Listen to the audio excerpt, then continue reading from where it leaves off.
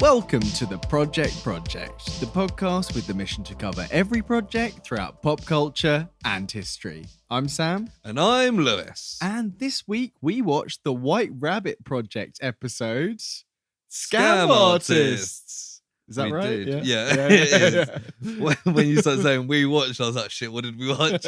Literally watched it yesterday. Very forgettable. I watched it today as well, so not as well.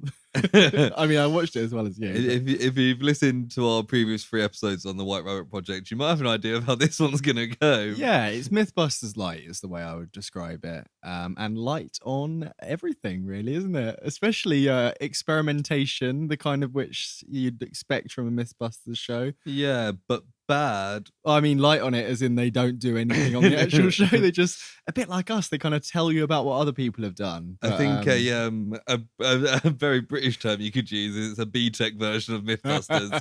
I don't think our worldwide audience would get the connotations to that. That does work for me, yeah. So, before we get into that, we have time codes in the episode description, so you can skip past all this lovely stuff if you want to skip straight to the less lovely White Rabbit Project. But I'm sure our coverage will be fantastic.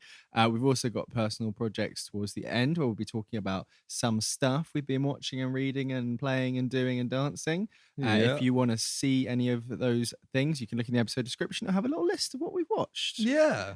List of what we watched. You know before we even know, because I don't know. No. Sometimes we like, oh yeah, we're definitely going to talk about this. I have no idea what Lewis No. like. I don't have any idea what I'm going to talk about. We are recording this very early in the week for us, so haven't had a chance to catch up on certain bits. There's a Last of Us episode that I haven't watched yet. There's several episodes of The Last of Us I haven't watched. I thought that might be the case.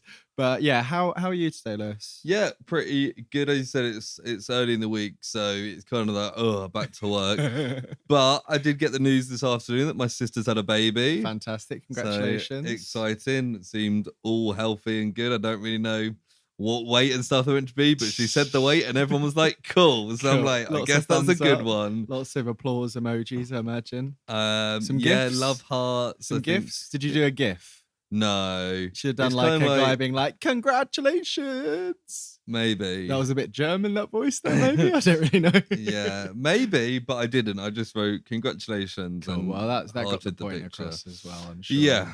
So that's kind of the main bit of news for me today. How about you? Fair enough. Yeah, I'm good.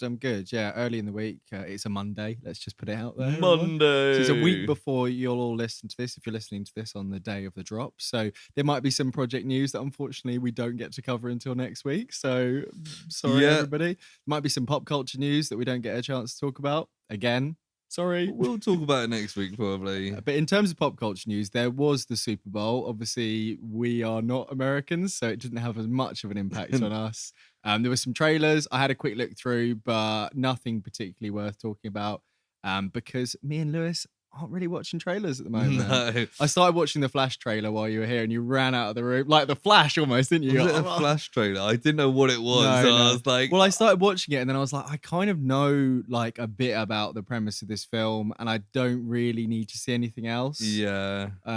So yeah, I skimmed through it a little bit and then went, I don't really want to see this. But... One thing I did see from the Super Bowl was an interview on the pitch after the game with Paul Rudd because his team won it. And it was Paul Rudd. Yeah. The Ants. Paul Rudd and his son. And his son has the exact same mannerisms and way of talking as Paul Rudd. It was quite funny. Like they spoke to Paul Rudd for a bit and he was like, oh, yeah. My favourite team, yada, yada, yada. And he went to his son and he's just like, the way he talks to the moves, I'm like, oh my God, he's Paul Rudd. That's very funny.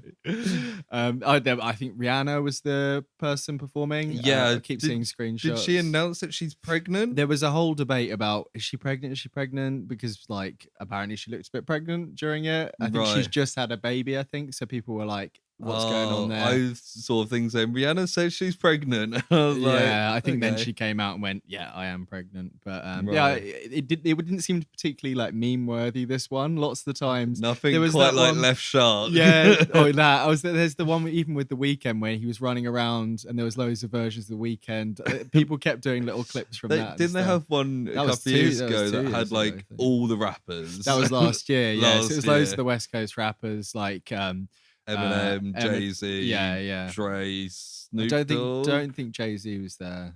Oh, is he not? He's an East Coast. Oh, is guy. I don't know my coasts. Dr. Dre, yeah. Dr. Dre, Snoop Dogg, and I think Kendrick Lamar popped up a bit. Yeah, because it was pre-Glastonbury, and I was like, oh, I'll watch a bit of this, because and then his section was like 3 minutes, like 2.5 minutes long, because it's like 15 minutes to Super Bowl halftime. They make such a big deal about it, and it's literally like an ad breaks worth. I can't remember who it was. It was like a Ariana Grande or someone like that who did a halftime show at the Champions League final. And after, she was like a bit upset because it's a football game. Yeah. So at halftime, most fans just like went to get a beer or something. Nobody gave a shit about this person performing really at halftime. I mean, for them, but also do your research a little bit. Yeah, I think she thought it was going to be like a Super Bowl thing, but it's just it's 15 minutes, and you'd have to set up everything. It's 15 minutes from the players leaving the pitch to coming back on, so have to set everything up. And I imagine it's longer for the Super Bowl, but I think the actual performance is still like 15-20 minutes. It's fairly short. I always think it's such a big deal because it's made it to be such a big deal. But no,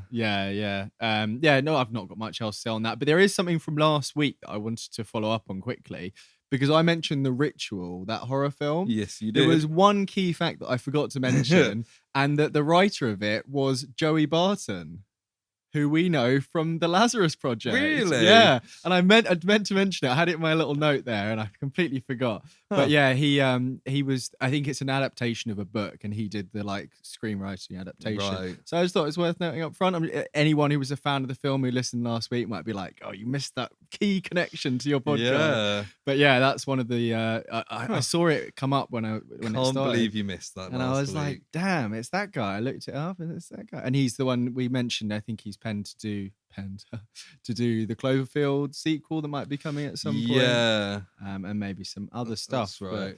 But yeah, no, I haven't got much else to say. Do you know what that first segment was, Lewis? Oh, you mean this one? Project News. Yes, it was that one. So I've gone ahead and Googled the word project and seen what news we could find. The first one is from comicbookmovie.com. Oh yeah, I heard of them, yeah. Yeah. And it's I clicked on an ad. It's Ant-Man and the Wasp Quantumania producer says a Young Avengers project isn't in the works at Marvel Studios. I saw this. Well, I saw the headline going around because, you know, there's been lots of speculation because we keep getting teasers of people. And I think even his daughter is, you know, in the running for that, Cassie Lang. Yeah, because she's gonna Ant-Man's be daughter. Ant-Man's daughter. She. No, I thought you meant the producer's daughter. He's like, no, I did not cast my daughter in the Young Avengers. But yeah, because we've had Kate Bishop, Ironheart, America Chavez, it seemed like they're going down There's that road. Isaiah Bradley's grandson. There's Wanda's kids who are, you know, not around, but obviously Scar. There's a couple. I mean, Spider-Man's an obvious one to pop in at some point. Yeah. I mean, so there's no official plans, is there? No, maybe it'll be a Phase 5 thing. So they're just kind of bringing these characters and then they will team up later on. Or maybe it's let's bring these characters and then it gives us the option to do something with them later on if we want to. I saw some. It was on more of a clickbaity site than comicbookmovie.com. Is that what it was called? Yeah. And it was like some guy had been like, who was supposedly like a somewhat, you know, plausible leaker, had come out with like a whole list of like the real slate of 5 and 6. Right. But there was like no like evidence, but because there never is with these things. No. And it had like 2 X-Men films in Phase 6 after Secret Wars or whatever. It was just like loads of stuff, and I was just like, anyone could say this. Like, I could put our list and put like X-Men in Phase 6 one thing that I probably be right. One thing I thought was kind of interesting, they said Man-Thing for a next Halloween special, which makes sense. Yeah, that makes sense. And then Ghost Rider for the one the year after, which maybe seems a little bit small scale for it, but it avoids them having to do another Ghost Rider film. Speaking of which, I don't think you mentioned it when you first spoke about The Last of Us, that Yeah. Robbie Robbie Reyes from Agents of S.H.I.E.L.D. plays the brother in the opening bit. Yeah. Yeah, and I was like, Tommy. Yeah. Yeah. I was like, I recognize. I was like, oh my god, it's Ghost Rider. Yeah, he's great. I've not seen him in too. He's actually in True Detective season 2, which I've still not watched any more of. I'm very slowly making my way through that. And he was in he's in that Terminator film. He played the Terminator, Dark Fate, which he was pretty good in, but I never saw that. It was quite a cool one. He had like it was like a mixture of it had like a solid skeleton, and then the body was liquid, so it could split into like a solid skeleton and a liquid guy. Huh. And then so there was like 2 Terminators that could kind of combine. That's pretty cool. A bit more creative than just another one of the same thing, but ultimately kind of just like pretty forgettable film. But yeah, cool. No Young Avengers on the horizon then, supposedly. The other bit of project news I got is from Empire. Oh. You know, the 2006 Kasabian album. I was going to say Empire of the Sun for some reason. Just completely or different. that. Pretty good band. Which is the Lazarus Project Season 2 exclusive first look images as time loop thriller returns. Ooh. So they have Empire themselves. I think it's quite a big deal that Empire got the exclusive pictures as well. Lazarus Project is picking up steam. Hell yeah. And it doesn't give away a lot plot-wise. It's just a couple of pictures, is it? Some of the pictures are interesting. Okay, so do you want to describe them for me? There's one of George standing in the middle of the Lazarus Project. So okay. It ended in the flat, didn't it? In his flat. Did it? Yeah. It ended in his flat and sorry, this is spoilers for anyone. Well, it kind of not really. But yeah, let's just fuck it, whatever. Sarah walked in and was like, I know what's going on. Yeah, and they're all like, and they'd sorted out the ongoing issue from the last episode with our friend on the floor. What's her face? Wes? No. Sarah? No. His like mentor. Oh, Archie. She was like, I'm gonna get you after all this. Yeah, basically. Which I was like, was why we were intrigued. So he's in the Lazarus Project, right? Yeah, there's another picture with a group of people, including Archie and George, standing in a field by a black van with like guns and stuff. There's a few new cast members. Wait a minute. You can't see who it is, but there's an Indian-looking man at the back. Okay, I mean, all's fair. To be fair, the whole plot revolved around potentially going further back, didn't it? So yeah, that's true. It could well be. Well, it's interesting to see they might be all working together again. It might be because Rebrov went in and was like, "Is that Rebrov? What was he called? Yeah, Dennis Rebrov. Rebrov. He came in and was like, "I know what's going on as well." Yeah, and then there was a lot of people going, "I know what's going on." The other picture is George and 2 other people full in SWAT gear, helmets with guns, like by a wall, absolute helmets. So that's it. So it seems like he's back in. He's back in. Okay. But who knows what's going on? Maybe he went back and erased everyone's memories or something. But yeah, that is exciting. I think the fact they said it's coming out this year, the fact that they're releasing promo images means the marketing's going to start now, isn't it? Cool. We might get a trailer in the next few months. Can you imagine another Summer of Lazarus? I know. It is coming out this year. The Summer of Laz. It says later this year, so we will probably do what we did last year. Hell yeah, I'm up for it. We could try and do... what did we do last time? We broke it up with different stuff. We did it every other week until the final 3 episodes, and we did them It back might to just back. be worth just doing it all in. Put everything else on the back burner. Yeah, I think because then we can get it out before it like loses its... Yeah. It depends if it is... If it's more popular, they might release it weekly. And then we can just follow along as we go. Yeah, I think last year as well it was broken up because Stranger Things was on at the same time, and we did an episode of that. Yeah, that's true. And we had our 50th in the middle, which we would. And we had our 50th, which we'd have the 100th again. Lazarus. We'd have the 100th anyway. Yeah, on plot. Hopefully, it doesn't line up with the 100th episode, because as it stands, the 100th episode is mid-July. Yeah, that was bang where it was. Although it dropped all at the end of it's somewhere in June or something. 27th of June was when we did the first episode. Yeah. Happy birthday, me. Although I think because I was at Glastonbury, I think we might have recorded it before then. Anyway, who knows? We'll Point see, being, but that's sometime around exciting. June, July, hopefully it pops out and we can but do some that fun is old stuff. exciting. I'm looking forward to that. Good. And it'll be something good to watch. Yeah. Speaking of which, onto the main topic. Oh, something good. White Rabbit Project Scam Artists. Yes. So this is the 4th time we've done this. The first 3 were superpowers, jailbreaks, and crazy World War II weapons. Yeah. And I think each one was worse than the one before. Yeah, I would say so. Because I mentioned Mythbusters at the start. It features the 3 kind of backup cast of Mythbusters. Carrie Bryan, Tori Bellucci, and Grant Imahara. Byron. Carrie, what did I say? Brian. Yeah, Carrie Byron. Tori Bellucci. Just so people don't send us a message around. And it's their spin-off of Mythbusters, made by Netflix, cancelled after 1 season, partly because it's Netflix and partly because it's not very good. Yeah.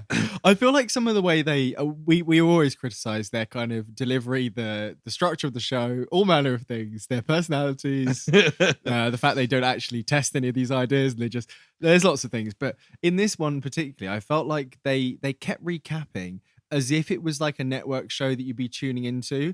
And the thing with Netflix, you're always just going to be watching. I mean, maybe you're so bored that you turn it off and watch something else, and then you come back to it, which I didn't do. I watched it all in one this time. But it's almost they haven't adapted their style. It's like they kept going to an ad break. Yeah. But there's no ads. And there are bits where it moves, so there's 6 stories effectively, aren't they? 6 scams in this. And they do split one of them up into bits, but we'll just go through it just one at a time. Yeah. Because we're not going to be annoying like them and be like, oh, come back to see what happens later. Yeah, I think that it was a bit, I think the setup for this episode was slightly different than the previous one. It was a lot more like, here's one. And it was more his story of this is telling, less replicating. So they usually replicate like 2 of them. But the whole... And they didn't replicate anything. They went into detail with one. Yeah. But I guess because it's scams. And I feel like maybe they were going to do something that got cut, because we'll talk about it in a moment. But the first one, there's this whole thing where they're in a bar drinking. Yeah. And it just there's no point to it. And it doesn't go anywhere. It's like, and they're pretending to be drunk and they keep making bets on it. And it's almost like one of them's going to be like, I was doing the Swiss gigolo the whole time. And it's like, no, it was just a weird backdrop to get us into it. And the Ponzi one, he's doing the film. Yeah. It's like he's being filmed. It's just like extra, like framing devices for no reason. I think it's because they were like, we're not actually replicating any of them, so we'll just spice a couple of them up. But like they didn't seem to be relevant, like you said. No, why were they making a film about Charles Ponzi? Yeah, and like it's not like Ponzi was famous for making films. No, and the first one where they're in the pub. Being in a pub had nothing to do with the scam they were talking about. The one little connection was like he would go up to people in bars and he would like seduce them. But that was such a small part of the story. Yeah. It was so weird. Anyway, before we go into it, do you want to guess the IMDb score for this episode? I will tell you, the whole series is 6.9. Okay. And I can't remember the relationship between episode ratings and series ratings. My gut instinct, which is what I went with last week, was 6.5, and I will go with that. 6.5, 6.8. Okay, so not bad. I think one of your closer guesses. Last week there wasn't one, I remember. So we just went with 7 because the episode hadn't been rated. You put a 7 on IMDb. I think I did, so I'll count that one. So my closest was actually when I was spot on. But yeah. No, in this episode they're looking at famous scam artists throughout history, and as always, they've got 3 criteria to judge them on so they can rank them at the end. Usually at least one of them super subjective so that Carrie can put her one at the top. Yep. And these 3 are values in today's money. Yes. Fair. Yeah. So how much did they get? Wildly different. Second one was duration of scam, which I was like, Yeah, Why? because they pitched that as like, how long did they get away with it for? But But then there's one where it's like it's a scam over 2 months, and they rate that low, even though he yeah, made $1 million off it, and he went to America and was and never carried seen on for 10 again. years. They said, Yeah. and then they count it as 2 And months. surely, like a 2-day scam that gets you $1 million is better than a 10-year scam that gets you $10. Absolutely, yeah. Like, it's a weird one. And yeah, the last one. The last one's originality, which is is super subjective. There's one where they're just like, "Oh no, I heard that someone had done this already, so low marks." And there's one where they give it high marks, even though it's like the most common scam ever. Yeah. like, come on. Yeah. So anyway, the first one is Tori's Swiss Gigolo. Swiss Gigolo. And this is the one where it's framed at them all at a bar as if they're all friends and they're all drinking beers or whatever. Yeah, and betting on the outcome. Basically, so the scam was, it was a investment banker who wine and dines old ladies who are rich, and then says that he runs someone over with a car and he needs X amount of money. It's like a little girl because he's Swiss, hence the name, and it's normally in Europe. And he'd make a sob story about it was running over like a little girl. Yeah, and it says sometimes he'd add in the fact that the dad of the little girl was a mafia boss and he was in loads of trouble. And I think what they skipped over a little bit, although we see it in the recreations, is he would like seduce them and have a little bit of a relationship before he brought it in. But the way it's told is as if like first night he like sleeps with them and then in bed literally it's like, but I think it's like they're in a relationship. He do like a little relationship. A while. Yeah. But the guy the guy that they pick isn't like a super handsome guy. I think they say he wasn't an attractive guy, which is why he targeted old ladies. Like, he seems to be quite good at seducing people based on the description. Yeah. There's a bit where they're like, one woman was over 50 years, was 50 years older than him. And we don't know how old he was. No. And we find out one of them was 83. So maybe he was 33 and this is that person or whatever. But like one of them goes like, older women need love too, apparently. And it's like, what are you implying by that? Is it to do with old women having sex? Maybe I don't know what he's trying to say. There's one because this is that's Tori that says that in a pub acting drunk, and Tori's telling the story. On one bit, it cuts to the pub.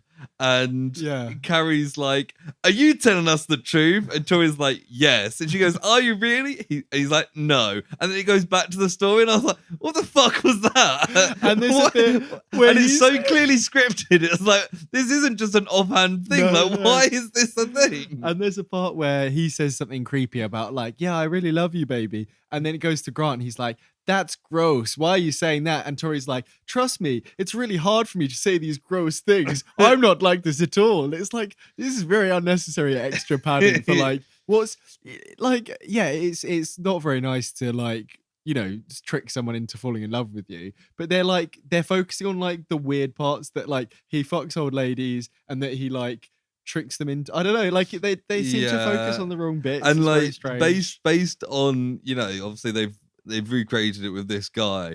Most of what we see is him in bed with an old lady, different old ladies. He goes to a bar, and this is the connection, I guess. He's at the bar, he sees him chatting. What does his pickup line earlier is like later on is like, "That's my favorite book." Yeah, that's not a very good pickup line, is it? And then he's in bed with an old woman, and then he leaves them after he says, "I do love you." That was the bit. Like after he gets the check from them, he's like, "I really do love you," and then the next day he leaves. And Grant's like, "That's disgusting." Like, okay. Yeah, it eventually builds up to him trying it with like a billionaire. Yeah, she's like one of the richest women on earth. She's a billionaire heiress, I think they say. Yeah, and she does it, and then he wants more, and she says no. So he films a sex tape. First of all, like she doesn't fall for the seduction, the book trick very easily. For some reason, that book line just doesn't do it for her. It's like she sees it coming a mile away, and then it goes like, "But soon that it was really effective and they were rocking the trailer," and then it shows them like taking each other's clothes off in like a trailer for some reason. They say something about it sounds really creepy coming out of his mouth or something.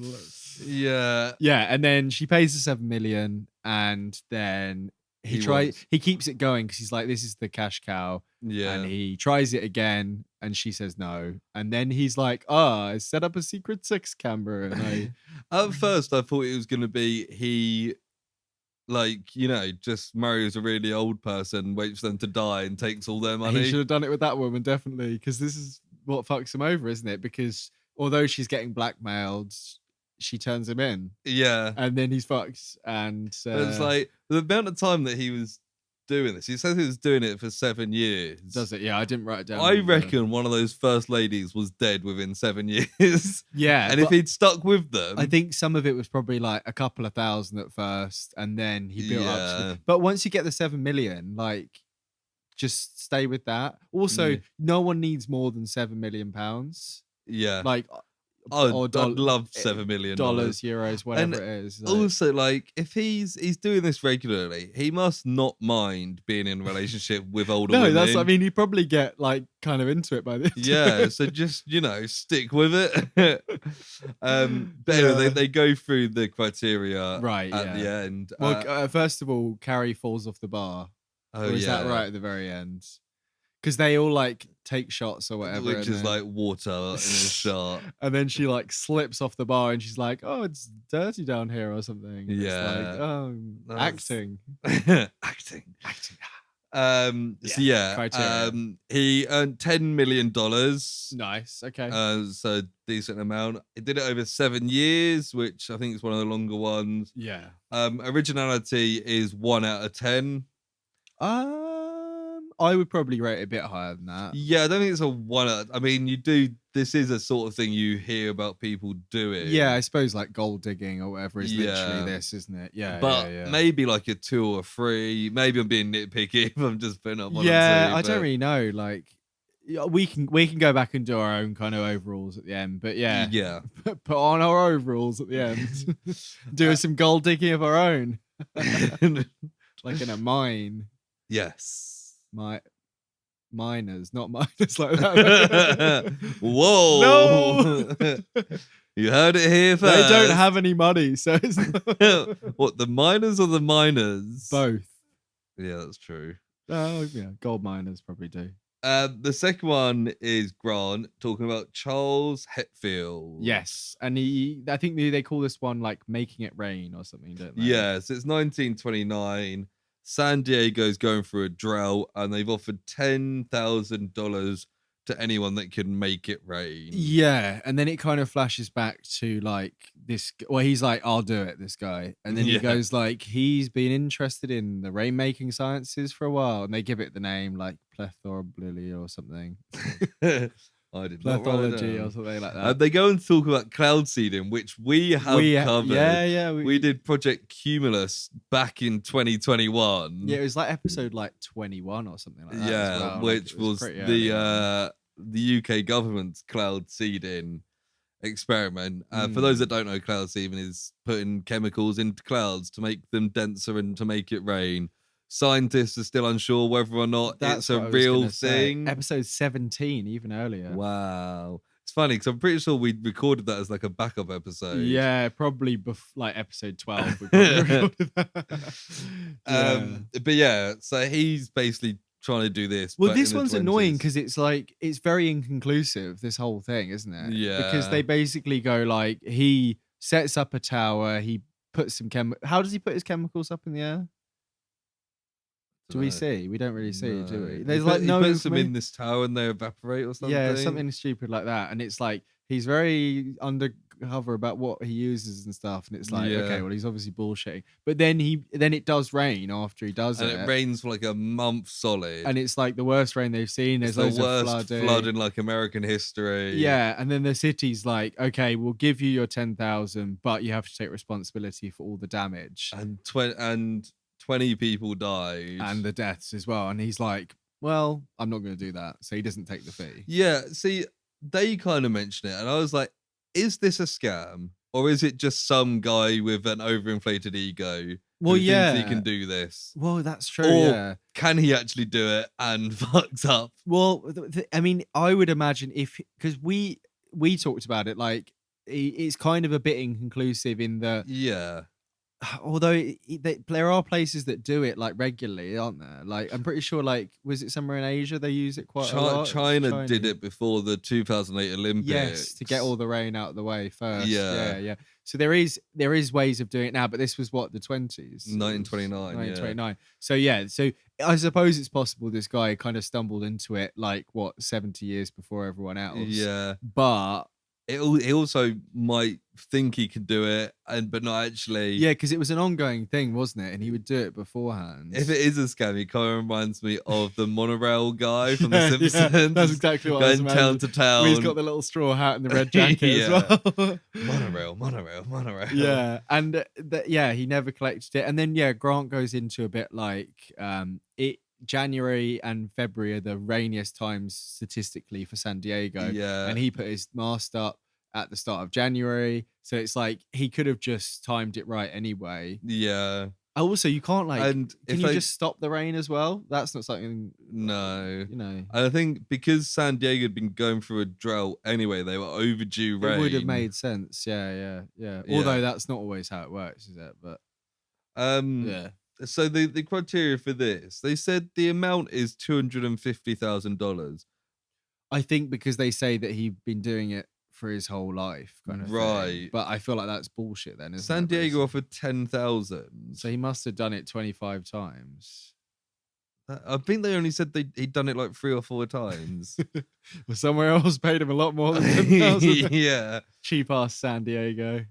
He didn't even take the money anyway. No, so exactly. So that's bullshit. So 0. Maybe they should have talked about one of the ones where he did get money instead of this one. They should have talked about that and then moved into this and be like, then it all went wrong because this one was super short as well. I thought this was one they were going to test or come back to. They obviously can't test it because I guess maybe they tried to test it and it didn't work and they were like, well, this is boring. So we'll have them all pretend to be drunk instead. So this lasted 25 years. What, the flood? San Diego. This scam. But again, I guess they're talking about his whole career, not just the San Diego thing. But it's also like you say, how much of a scam is it if this guy is, I guess if you're a scientist and you're getting paid to do something which is inconclusive, that is a scam, whether you agree to it or whether you admit it or not.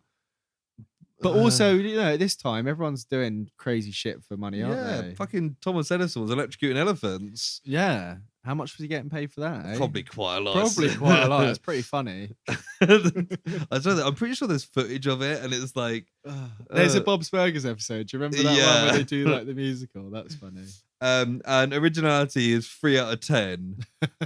I don't often hear about people I think making it rain.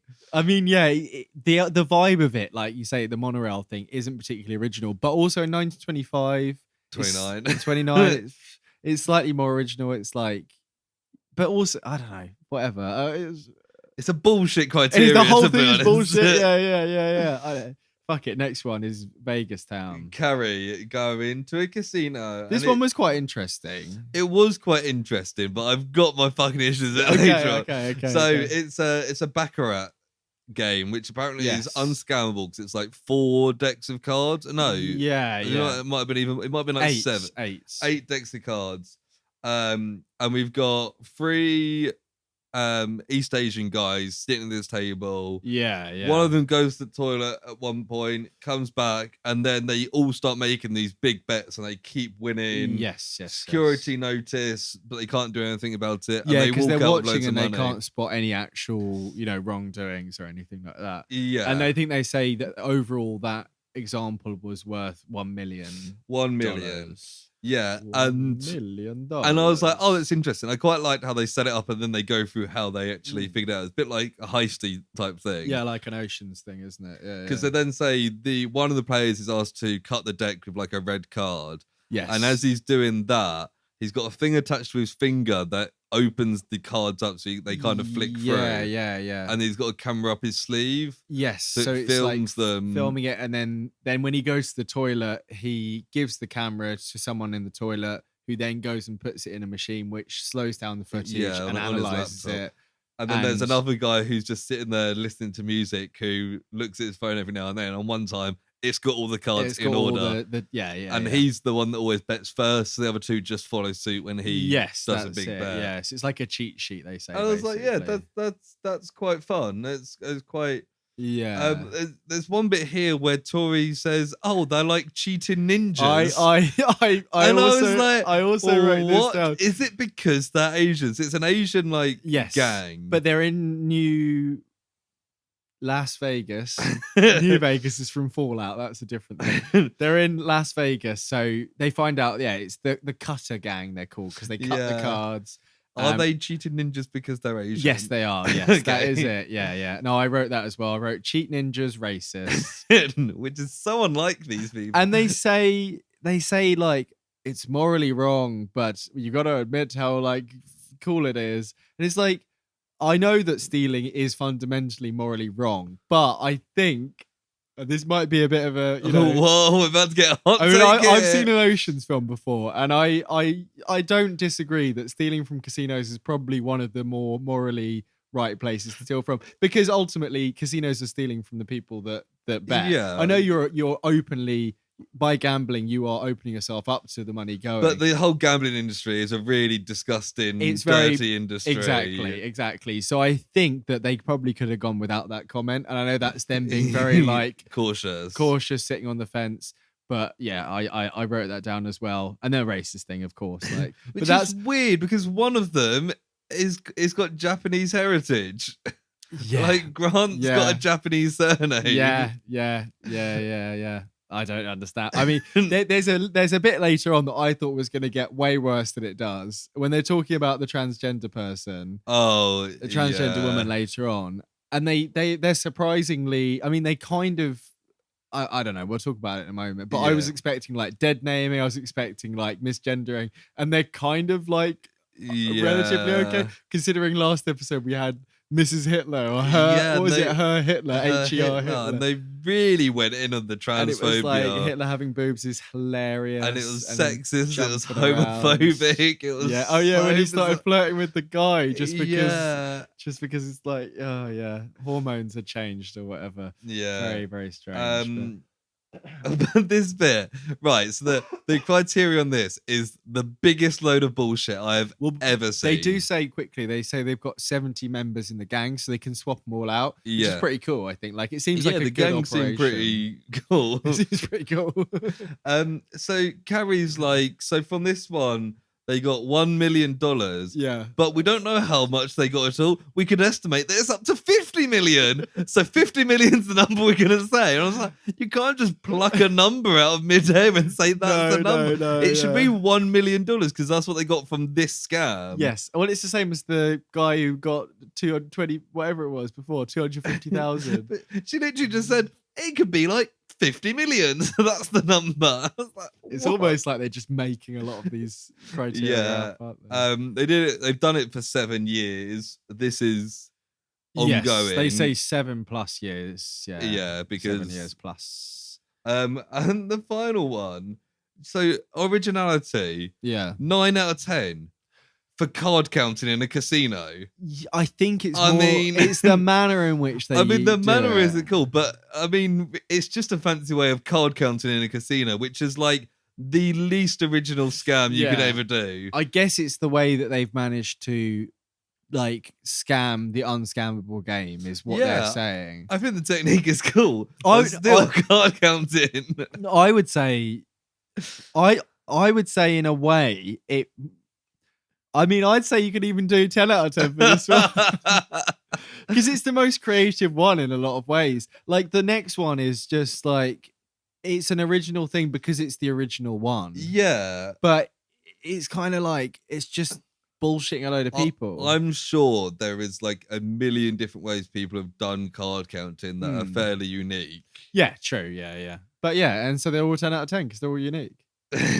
But they're still like fundamentally card counting. Yeah, no, I get that. I mean, it's not particularly exciting. I think like scamming a casino. Like, how many fucking films do people like play cards and scam a casino. Like they fucking do it in The Hangover, for Christ's sake. They do, yeah.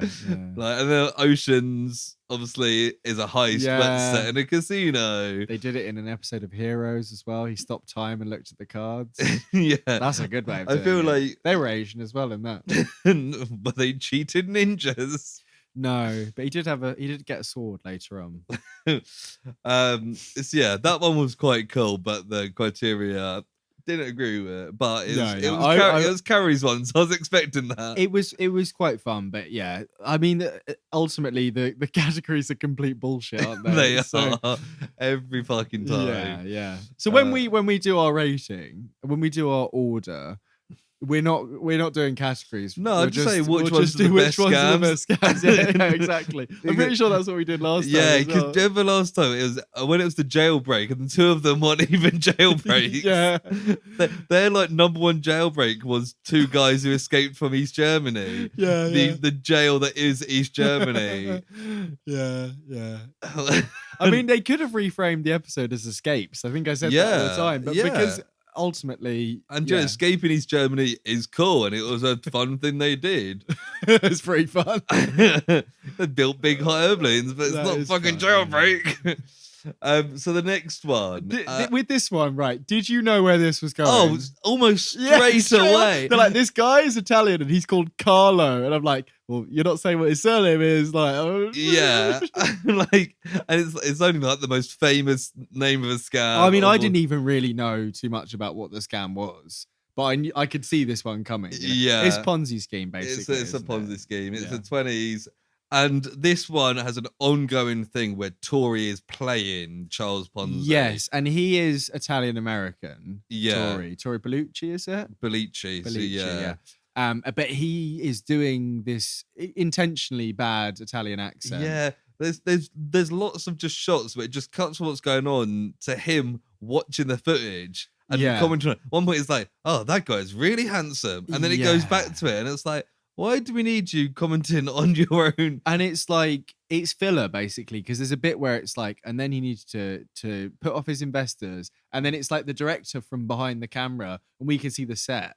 And the director's like, okay, Tori, now the investor's calling you. And then you can hear Carrie's on the other line. He just does a bit of nonsense. And then it ends. And then it carries on with the story. And it's like, why are they doing this? I would rather see it as a dramatization. But I suppose the point is that we're seeing through it and it's funny because he's bad. Yeah. But I don't know. It's just like, it's too many levels. It was meant to be funny and it wasn't. Yeah, but yeah, it's a Ponzi scheme. Basically, when you were sending post in the 20s abroad, you needed these international reply coupons. That's right, yeah. And Ponzi decided to get loads cheap from Europe and sell them off for a profit in America, but ended up he basically bought the entire stock. Yeah. He was doing really well, and it was a legitimate business because it was just buying low and selling high. Yeah, this isn't a scam at this point. No. And that's what I was thinking for the first half of this. I was like, this seems like just legit, just business. That's just business.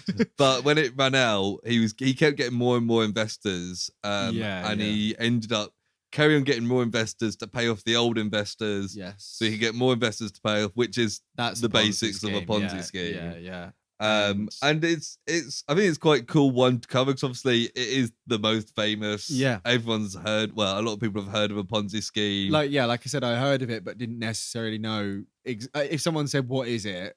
I would have been like, something to do with investors and scamming investors, but I wouldn't have maybe known. I think I'd seen it in a TV show. Somebody does a Ponzi scheme or something.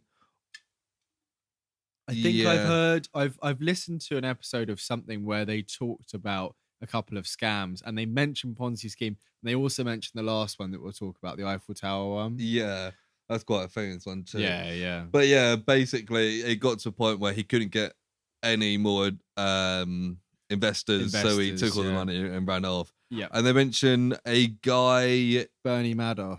Yeah. Fairly recently did this. Who's been jailed for 150 years. Yeah. Because I think it was in the 80s, they said. Right. Maybe, yeah. Yeah, because the one people you can't go against is the rich. No. That's where you get your really harsh punishment. Yes. But yeah, this was a fairly cool. It was a fairly straightforward thing to go through because it's a Ponzi scheme, and the concept of a Ponzi scheme is quite simple. You get investors to pay off other investors. Yeah, and I think that's where I didn't write down how they marked this one because half the time they just breeze over it while they're making jokes, and I'm just like, oh, I don't know what this. So I do have this. It was $220 million. Fair, okay, yeah. So fair, a hell of a lot in today's money. These are all in today's money. I think it was like 8 million at the time, but they equate them to make it a level playing field, which is a good call.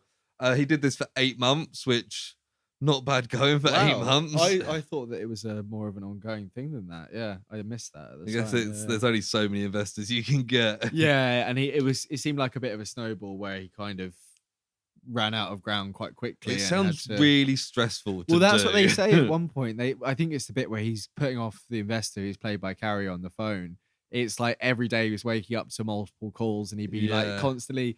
Yeah, it's not worth it on a long scheme, is it? Yeah, like long term. I mean, 220 million for 8 months. I could do that if you can get away with it. Yeah, I mean nowadays, I'm sure there's real easy ways to see it coming kind of thing because it's famous. But if you did it nowadays with like, what do they call them, like shell corporations or whatever, if you had multiple layers of stuff to put you off being caught and then you just disappeared, I'm sure people still do it on like a smaller scale. Yeah. And for originality, they gave it 10 out of 10 because it was like the original Ponzi scheme. Yeah. And I was like, to be fair, that's fair. He came up with this idea. That's why I thought you were saying like, it's the first people to do it all the time. I thought you were saying about that one. Oh no. Is that one of these later ones? Or is it already one? Oh no, that was the card counting thing. Oh, I see. Yeah. Yeah, no, fair enough. Yeah. Yeah. I mean, in that sense, like if we're doing originality as it should be done, and this is 10, then the card counting's probably like 6 or 7 because it's like it's still the way they're doing it with technology is. Yeah. Do you know what I mean? Like on a scale, like vaguely speaking. I see what you're saying. I still think it needs to be lower. More like 1. It's still just card counting. The way they're doing it is fairly cool and unique, but that's it though. I'd give it like a 3 or 4. But the way they're doing it is what is scored. But the scam is card counting. Yes, but I feel like we're not going to agree on this. But the Ponzi scheme is just a scam at the end of the day. It's a unique way of doing a scam. Like you can break them all down to like. Okay, fair enough. We'll probably disagree on where that goes in the running. So the next one is the big one that they revisit later on. But it's the Dale. The Dale. This is in the 70s, and it is Liz Carmichael. Yes, a businesswoman who's basically. They give the background that in 1973 was the Yom Kippur War. Yes. Which there was an oil embargo from Middle Eastern countries. So the price of gas went up, as they call it in America. Yeah, big oil crisis. So people wanted a cheap car that had good miles per gallon. Good mileage. Liz Carmichael comes along and was like, I'm going to mass produce this car, and does a whole load of marketing. Yes. And it's like a little 3-wheeler. It looks super 70s. When it first came on, it reminded me of the Simpsons with the Homer. Yeah. And I think that is what they're doing, right? I think because it's the Homer, the Dale. Like it's like almost putting this guy as the scapegoat because he's named after it. And like the green of some of the bits. Yeah. It must be like. I think that's what the Simpsons. Yeah. Because I kind of lost that as it went through because it doesn't really quite follow up to that story in the Simpsons. But the initial thing when you see it and you're like, yeah. But yeah, so it's it's a little 3-wheeler. It looks a bit like what they called Morris Minor or like a Reliant Robin. It looks a bit they said it could do Liz Carmichael said it could do 70 miles per gallon and it would be like a game changer for automotive. Yeah, I think that at the time like the average car was doing like 25 miles per gallon. So so it's more than 3 times as good basically. Yeah, and she was doing loads of marketing. It was on it was like the big prize on like The Price is Right. That's and right, things like that. And loads of investors were buying in. And it was also cheap. It was a cheap car. Like it was going to be low price. It was like, this sounds great. Sounds good. Too good to be true almost. And it was. And then they go and like, they say like, so Liz found some guy called Dale. I don't really remember exactly how that happens. Don't know No. if they say. And it was his design for the car. And Liz kind of took it under her wing and was like, we'll call it the Dale. I'll do all the promo for it. Yeah. And it seemed to basically turn out that there wasn't really ever a car past the initial one, basically. No, they only made three. Yeah. And they said they were like, it was like wood glue. One had like a lawnmower engine in it. Yeah. It was like, she said it was like this crazy like space age material, but it was like fiberglass. Yeah, only one ever got close to actually running. Yeah, so the one that was on The Price is Right, what happened when they gave it out to the person? They said it was the top prize, so I don't think anybody ever won it. Okay, yeah, that makes sense. Because this only went on for like 9 months. Because I think they said that they made 3, but they were all just like shells, basically. Yeah. And they were like, it didn't even steer properly. Like the wheels steered independently at the front. Like it was just a piece of shit. And the guy in like the automotive museum or whatever, he had one there. Yeah. But he was like, this is just like it's nothing basically. It's I think he calls it garbage. Yeah. And this is so they mentioned that Liz Carmichael transitioned from being Jerry Michael. Yeah. And they kind of make a point out of it. They almost imply that it's to get away from old scamming stuff, Yeah. but that's never really backed up. And this is what I was a bit confused about. I was concerned that they were gonna be really like horrible or something. Yeah. And they don't really know what to say about it. No. And part of me was like, they kind of imply that, which if is wrong, then, and I was think like, why even bring it up at all? That probably is wrong because, like, I feel like to transition and live like a whole period of your life as this other gender, it's very unlikely that you would do that just to get away from. Like, even if like you had the mob after you or whatever. Particularly someone like as a public figure as well. In public, it wouldn't take much to do research and be like, oh, Liz Carmichael used to be Jerry Michael. Yeah. It's weird. It seems like a strange. I think that is like a little bit of transphobia coming in there. Yeah, because it's like, why even also, talk it's about? funny to add car to the front of your name and then do a car scam. That's quite funny in itself. Come on, Liz. I thought it was. At first, I was like, oh, Michael Carmichael. That's similar surnames. Like, wait a minute. I didn't even. That's what the mob boss would have done. He's like, this looks like Jerry Michael's sister selling cars. Liz, car, Michael, Jerry. I breathed a sigh of relief at the end of this bit because they didn't go too deep on the transphobia. But looking back on it, I think that kind of implication is probably a little bit. Yeah, it's just there. They could have gone worse. No, totally. But they basically say like when he went to show the factory. When the company went to show the factory, there wasn't anything to show. Yeah. And buyers and investors all got suspicious. Yeah, Liz got caught. Oh, yeah, the investors got suspicious. They sent like an inspection crew round and there was no one there. It was just an empty warehouse. And then Liz finally got caught in a town called Dale, funnily enough. Yeah. She'd fled to Texas. Went to prison and died in like 2004 or something, was it? So really sad life really at the end. I mean, may have had a nice time in prison, probably not. But may have, particularly as a trans person. I don't think that wasn't a joke. I was trying to be nice about it. No. Now that I'm thinking about it, I'm like, oh no, that was probably a not very nice. Especially she probably did have a bad time to a male prison, considering as well. Yeah. Or maybe not. I don't know. Public figures. Oh, maybe. I don't know. I don't really. The 70s. Yeah. And Dale didn't get any money. No, I think he got like $1,000 or something. Probably just like when they buy like the rights and then just screw you over. Poor Dale. But the scam in title was $2 million. Okay, yeah. I guess it's pre-orders for a car that never... and investors. What was the long-term plan there? Just get all the pre-orders and run? Yeah, I think so. Pre-orders? They call pre-orders, it seems a bit like a Ponzi scheme, to be honest. Yeah, it's just that if you're the public figure, like what Liz needed to do is put Dale in the front, and have Dale sell all the things, like Homer, Homer, yeah, and then you run off and leave Dale with the baggage kind of thing. Yeah, it's not long term. Unless it's one of those things like, did you hear that thing about what she called like Elizabeth Warren? Like she was like a like a senator, like an or maybe not Elizabeth Warren. That is a senator. Elizabeth something else. There's this.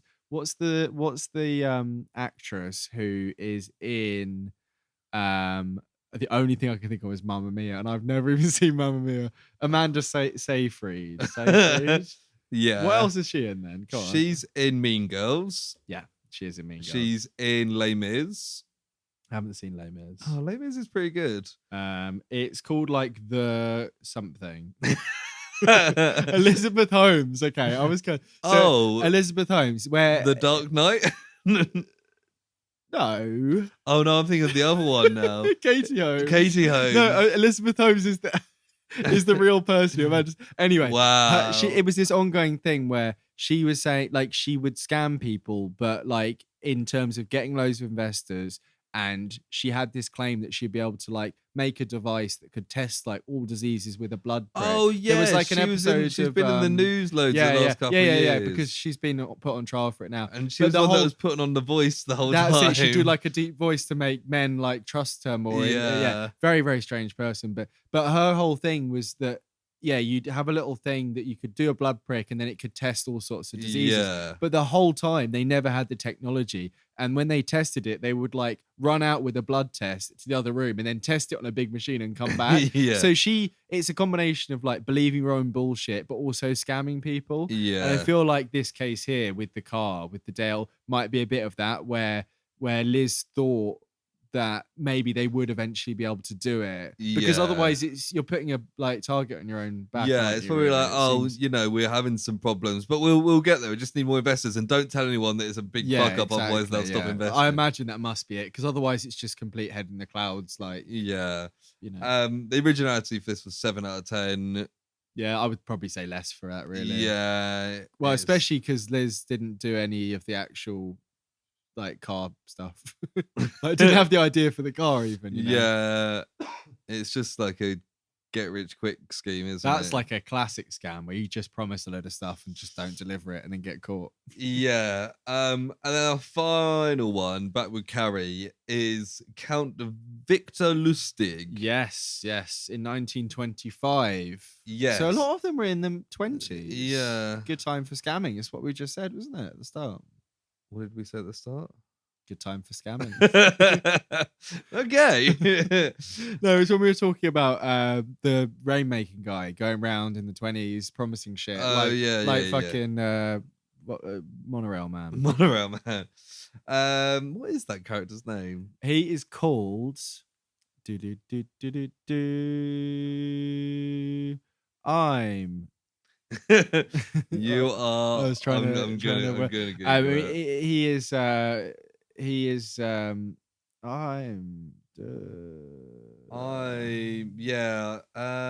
Monorail guy. Come on, search monorail guy. Monorail. Lyle Lanley. I'm Lyle Lanley. There you go. See, we got it eventually. Yeah. So Eiffel Tower. So in 1925, the costs of maintaining the Eiffel Tower were too big for Paris to feel. And people in Paris weren't particularly fond of it. It was only 30 years old, and they thought it was a bit of an eyesore. Because it was only intended to be up temporarily originally, wasn't it? Yeah. And then it just stayed up, and then eventually it became a bit of a landmark. Oh, probably the most famous landmark in the world. And then it became more of a landmark, and then it became the most famous landmark. Okay? It was a costly eyesore, they say. That's what the Parisians thought. Yeah, and do you know what? It's not actually a very nice. It is just it's like a telephone pole that's really big. It's like, what does he say? The Minister of Posts and Telegraphs. It is a post and a telegraph. Yeah. Well, it's not a it's a big post. It's like you sometimes get it with like, right, here's my hot take. I can't even remember what mine was. Oh, that casinos should be robbed. Sometimes you look at a famous painting like the Mona Lisa and you're like, yeah, it's all right. Does it deserve to be like the most famous painting of all time? Especially when it's quite small as well, isn't it? It's quite small and it's a woman smiling. Well, is she smiling though? That's but like, it's a very nice painting. It's the history. Is it the greatest painting of all time? The thing about art, Lewis, is it's the context that gives it the value. But I partly feel the same with the Eiffel Tower. Like, is it this really fantastic landmark, or have we been telling ourselves this for so long? Everyone started to believe it. What's your favorite film that has the Eiffel Tower in it? Team America. I don't know why that was the first thing I thought. The only film I could think of is first of all, it's not in that Harry Potter in Paris, is it? Harry Potter in Paris? What the fuck is that? Fantastic Beasts, we're in Paris. Oh no, I don't think it is. No, because that is set probably just after it. Yeah. I was thinking of Men in Black International, which I don't know if you've seen. The one with Chris Hemsworth in it. Yeah. There's a whole bit with the Eiffel Tower in that. Because there's a bit where it's at the start and it's like, we solved the day with Liam Neeson. His old partner was Liam Neeson. He's like, remember when we solved the day in the Eiffel Tower? But it's like a really vague story that they tell everyone. And then I think, spoilers for Men in Black International, like that didn't happen and actually the aliens won or something. And they go back to the Eiffel Tower at the end. Also, Rush Hour 3 has a bit in the Eiffel Tower. That was in Rush Hour 3. That's Rush Hour in Paris. But yeah, I get. Also, there's a bit in one of the GI Joes where this thing that eats metal gets shot and it hits the Eiffel Tower and it falls down. It's pretty good. I stand by Team America. What happens to the Eiffel Tower? It gets shot down as well. It's a terrorist attack and right at the start. No, I think there's a terrorist attack in Paris. But in trying to defeat the terrorists, Team America shoot like rockets. That's right, yeah. At the start and blow up the Eiffel Tower. Which I have seen Team America. I have seen it. Fucking liar. I have seen it. I have seen Team America. And I don't remember thinking that it was that good. I don't think it's very good, but I remember liking it when I was younger. Yeah, so I haven't watched it in a long time. It was one of those things that, like, on the smallest phone ever, people would have like a clip of it. You know, like say like when you could first get like an iPod, or even like maybe like song clips of it like, on your headphones. Yeah. So I think I'd seen a lot of the bits before I watched it. I think. Now thinking about stuff happens. I think it is quite good. I think it's quite dated. But I think it's quite dated, which is why I haven't seen it in so long. Because I feel like if I watched it now, it'll be like, oh. Well, you know, I said about watching Hot Shots Part 2 like a couple of weeks ago. I think it'll be a little bit like that. There's a lot of. There is a specific bit where a character has makeup done to make them look like a terrorist. Yeah, and they stick beards on and they make lots of noises. And it's quite racist. Yeah, see, I feel like. So there's something with South Park where it's a cartoon, you can get away with a bit more. And when it's old, this is pretty old, isn't it? It's like 2005 or something. I've got it on DVD. I can. Someone's a fan. I can bring it round next time I'm here, and you'd lend you the DVD. I think you can watch it. How long is it? About an hour and a half. Okay. I'm gonna say it's 92 minutes. It is. Go on. 98 minutes. I mean, that's pretty good. See, that's including the credits. I don't include credits when I'm talking about how long the film is. They made to go credits length. I think the credits are like 6.5 minutes. There you go. Well, we know what that means. It means you've watched Team America a long times and you know exactly. I think I've seen it I think your favourite bit is that racist bit that you mentioned. So, no, But yeah, no, I'm sure there's like another. There's a very funny sex scene in it. Yes, no, I remember that. There's also that bit where he's sick a lot. What? I've just had a message. So. This is completely tangent. Okay. I've had a message from my brother in our family chat. As I mentioned at the start of the pod, my sister had a baby today. Me and my brother have both been joking for months that it's going to be named after us. I keep being like, oh, how's baby Lewis coming along? Okay, yeah. My brother has put a poll on the chat saying baby name, and it's got 2 suggestions, and they're both your it's his name or Adolf. And within seconds, my other brother voted Adolf. Anything other than... Oh, that's very funny. You can't add one, can you? No, that's what I was going to add my own name. But anyway, so we were talking about selling the Eiffel Tower. Oh, yeah. I thought we were talking about Team America. Well placed. Victor Lustig collects a bunch of scrap metal dealers. Yeah, and he says, just rich people in general. Yeah, and he's like, you got to keep this hush-hush from the public. He poses as the Minister of Post and Telegraph. Yeah, and not to go on tangent, but it made me realise that the Wetherspoons in Towns is Post and Telegraph. Yeah, it is. Isn't it? Yeah. I didn't realise. I knew that already, but I made the connection. But yeah, he says to them, like, keep this hush-hush, but we're selling the Eiffel Tower. Is that a French hush-hush? Hush-hush. Hush-hush. Hush hush.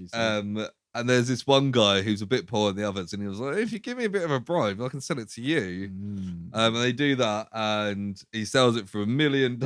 And this bit is quite funny. It's just they have a crew just turn up and start dismantling the Eiffel Tower, which I doubt actually happened. I think she's like, you can imagine that this happened. And I started writing it down. I was like, no, actually, that probably didn't happen. And I don't think it did, but no. But yeah, that is funny to have, because the whole point is that he's like too embarrassed to admit that he's been bribed, and that he was also trying to undercut it and all that. Because he was too embarrassed, this guy does it again like 2 weeks later. He comes back in because it's a whole hush-hush thing, and you just don't invite that guy. Then you could have done it 3-4 times. Really. And then he went off to America and conned Al Capone. See, I think I understand why they did it, but I think one of the criteria should have been how successful it was.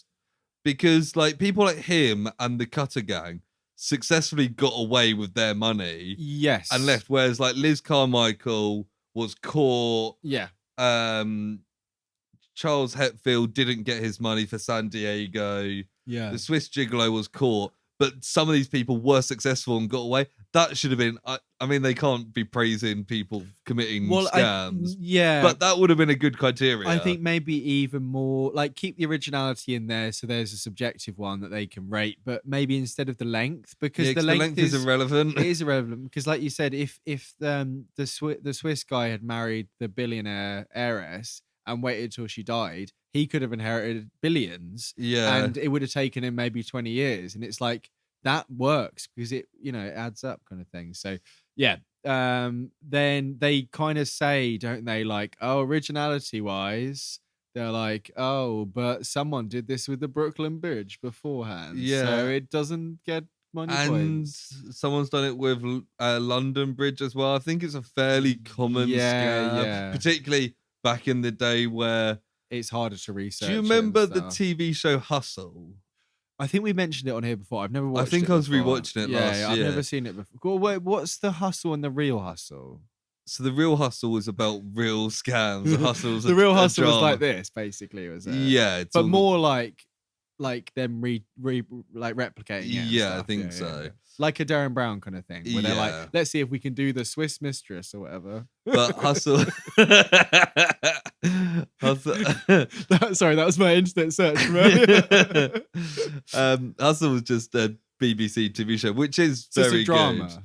Yeah, and it's quite fun. But in that, they do an episode where they were like, oh, let's do a classic, and they sell like Tower Bridge to some like American investor. Like that scam is so well known that they can openly reference it on a TV show and people will get it.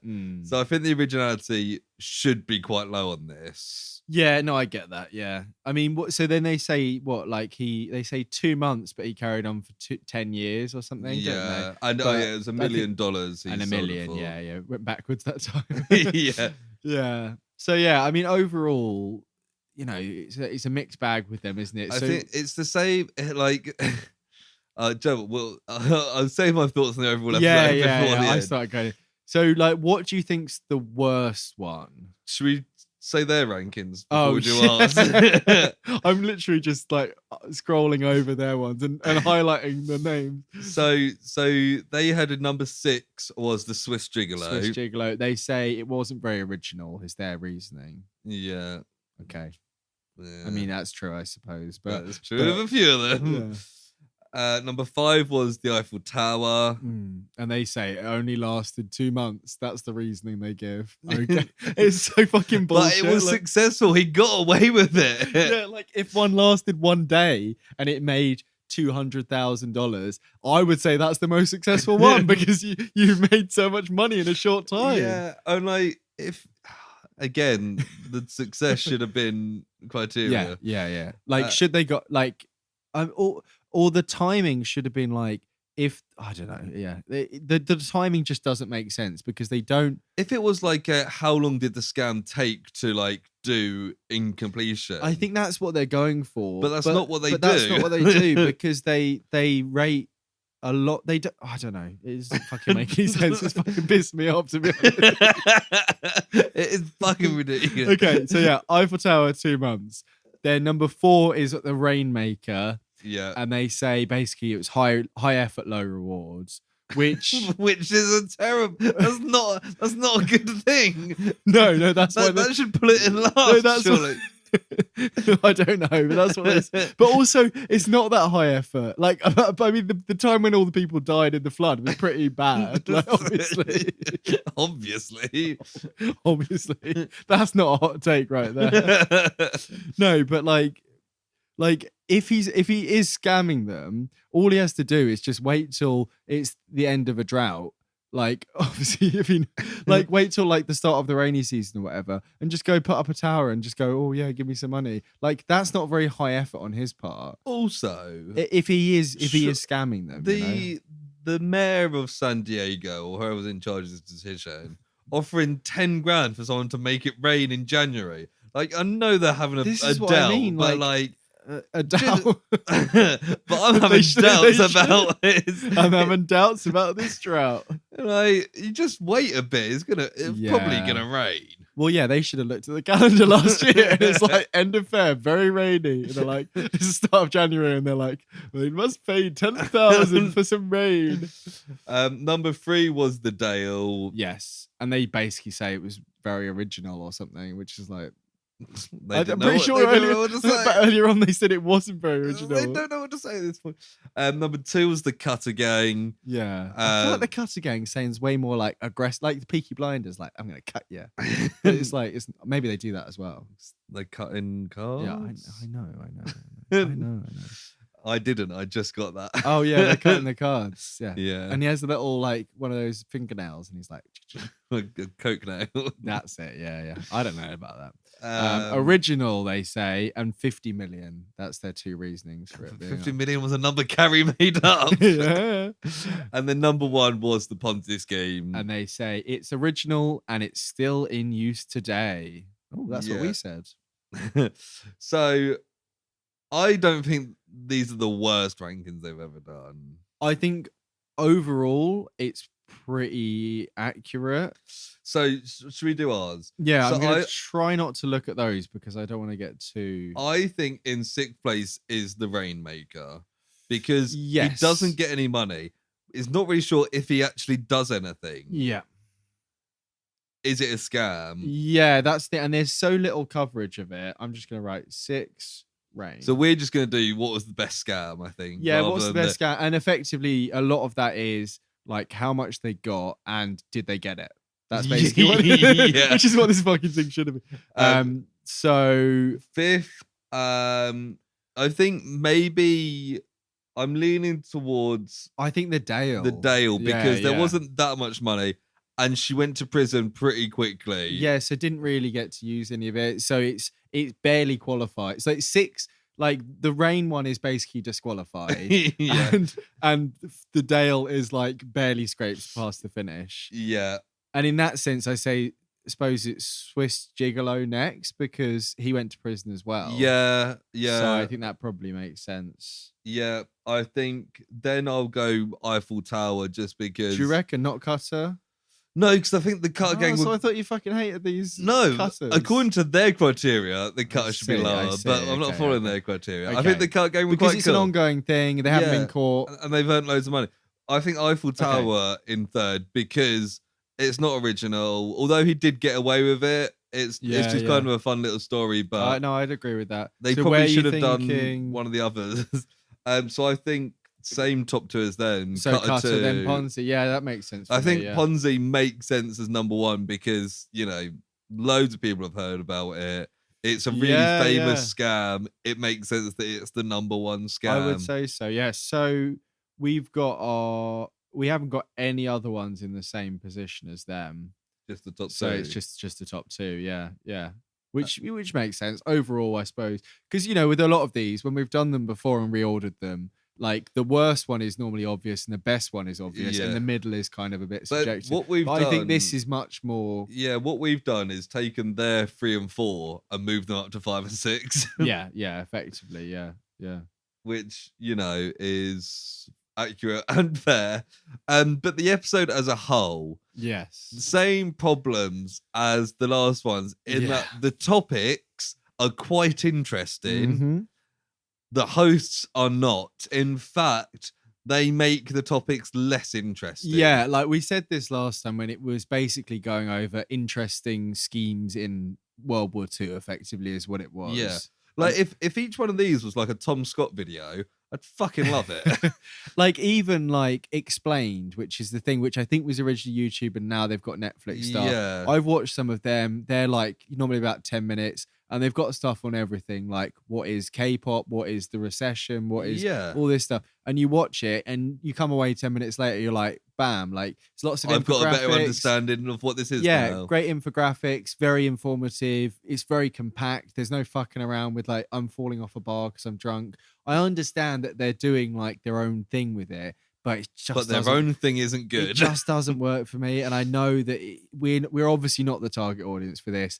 And somehow we've watched fucking 4 episodes. So I was really, really disappointed when I went onto Netflix and realized there's 10 episodes in this season. No, I thought there was 6. I thought there was 6. Fuck's sake. But there's 10, sure? so we're not even. Did they add some more on? Oh no, they can't. It's cancelled. It's 10. Oh god, it's cancelled. That's my real and the reaction one there. likable host passed away a few years ago. I'm just reading through them now. I think, what's the next one called? Maybe it'll hype us up a bit. Heists. It's just it's the same. It's going to be this again. We'll go through them now. Okay. Heists. And then 6 is May G-Force be with you. So it's just G-Force stuff. Right. It literally says from jousting to roller coasters to race cars. So just different things. So how are they going to rank them? Which one has the most G-Force? Then it's tech we love to hate. The most annoying tech. Wow. One of them is printers constantly failing. What? And the constant nagging of too smart tech. Number 8 is where's my hoverboard? So it's the promise of tech of the past. That's quite fun. That could be interesting. X-ray glasses are in there. I won't go through the whole thing. Invented before its time. This could be quite good. So it's got like Da Vinci's helicopter type thing. Yeah, it could be. I mean, all the ones mentioned are. One of them is gifts. What? Gifts? Yeah, GIFs. Maybe not Da Vinci's helicopter then. One of them is a selfie stick. Shouldn't that be in the annoying tech? How was that invented before its time? Let me have a look. The hosts investigate proposed precursors of the mobile phone GIF car navigation. Right. So it's going to go like, it's not going to be Ancient Aliens where there's like a guy in the precursor to GIFs called silent movies. No, it'll be like the thing that spins round. The horse thing, yeah. Have you seen Nope yet? Nope. There's a bit of that in there. And number 10 is Speed Freaks, which is obviously going to be very different to the G-Force one. Oh, for fuck's sake. I don't even know if I can watch any more of these, to be honest. The main thing that I didn't like, my one word review was awful. I think They need to. Oh, I thought you were saying your review. No, my one. You were judging your own review, and your own review. My one-word review was. No, they need to do stuff. They need to do a thing so that it's not just like. They should do a Ponzi scheme. Oh yeah, well, I don't. I understand they can't redo them for this one. Which one could they have done? They could have steal the Eiffel Tower. They could have set up a fake casino and like Carrie does the Cutter Gang thing, and they didn't have the fucking algorithm. That's what it is, isn't it? But it's just taking pictures of the. You just slowed. I think it should over exaggerate the algorithm. To be honest, yeah, it's a camera looking at the cards. But then just take it frame by frame. You need to know how. Maybe she doesn't know how to play Baccarat. Also, but Baccarat died. Did you see that? Yeah, I did see that. I was going to mention it when you said Baccarat earlier, but yeah. Yeah, they should have tried to do that. If they were like had some whatevers, they would have done that one. Yeah, I think it was pretty shit, to be honest. It was shit. I mean, I watched it like an hour and a half ago. So I put this on. Christina watched the first 5 minutes and decided to go to bed. And she came back in the living room at one point. And I think she was watching the bit where she first saw the criteria and was like, well, that's dumb. Yeah, it's just so. And she came in the bit with them in the pub. I think they were playing darts, and then the bit where Carrie falls at the table. And she was like, why are they doing this? And I was like, I reckon it'll probably feed into to one of the things they're doing. Yeah. And then it doesn't. No. It's very strange. It was it's supposed to make it what we weren't saying. Like, it's supposed to add something to it. Yeah. But it just leaves you wondering what's going on. And like, because like in other episodes, they've, like you said, they've done like built a hot air balloon or dropped a thing. Yeah. I mean, they literally didn't do anything in this. The Superbowl one, they did something, at least an example for every single one. Yeah. Even the invisibility, they did like, oh, can we make it like the light diffract around it or whatever? Yeah. That's probably why they did that episode first. Yeah. This felt like it's just getting like worse and worse. Some annoying people reading a Wikipedia article. Or like people recapping an episode or something on a podcast. But at least we allow ourselves to go on tangents and talk about Team America and the Eiffel Tower. That's what you're all here for, right? Do you want to give this a rating? 0.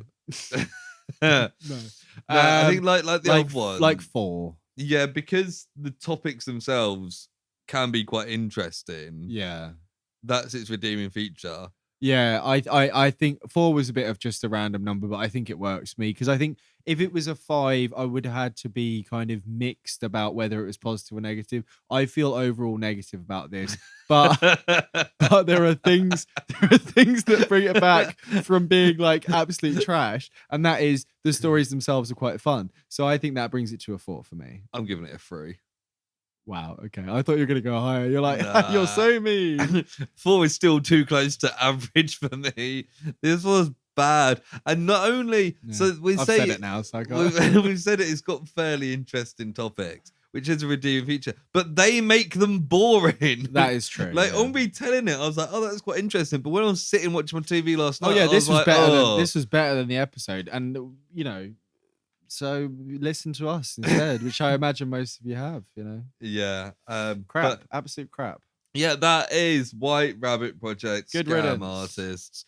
I can't wait for the next one. I really thought we only had 2 more. I was so excited about getting through it. Oh, God. Well, at least once we finish our other lovely ongoing Project Blue Earth SOS. No, I did it. You really tried. Project Blue Earth SOS. Then we can start another anime and we'll have something fun to go along with this trash that we're watching. Bring Zeta back. We can do that as well. We'll do season 2 at some point. Anyway, what's the time for now? Yeah, so it is now time for Personal Projects.